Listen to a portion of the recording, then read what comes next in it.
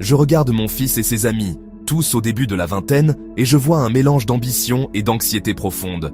On leur dit qu'ils sont l'avenir, pourtant, ils ont l'impression d'avoir tiré un mauvais numéro. Le débat sur la réforme des retraites leur semble lointain, comme un problème de vieux. Ils rient quand ils nous entendent nous disputer sur le fait de prendre sa retraite à 64 ans. La retraite, disent-ils.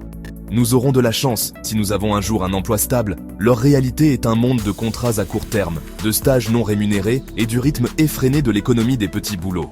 Ils sont la première génération depuis longtemps à croire qu'ils vivront moins bien que leurs parents.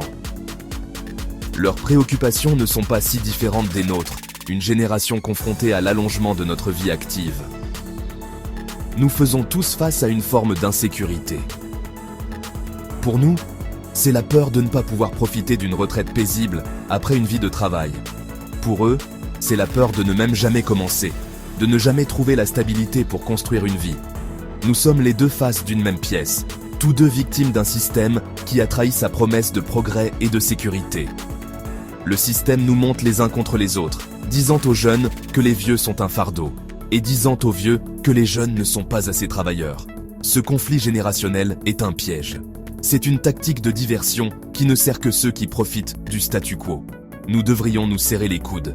Les difficultés d'un jeune qui cherche un premier emploi décent et les difficultés d'un travailleur senior qui essaie d'atteindre la retraite sans s'effondrer sont fondamentalement liées. Ce sont tous deux des symptômes d'un marché du travail devenu de plus en plus précaire et inhumain. Nous devons construire des ponts entre les générations, reconnaître que nos destins sont liés. Mon combat pour une retraite digne est aussi un combat pour le droit de mon fils à une carrière digne. Une vraie réforme ne se limiterait pas à équilibrer les comptes pour la prochaine décennie. Il s'agirait de restaurer un sentiment d'espoir et un avenir partagé. Cela impliquerait des investissements massifs dans l'éducation et la formation des jeunes, en veillant à ce qu'ils aient les compétences pour les emplois de demain. Cela impliquerait la création de voies vers des emplois stables et bien rémunérés.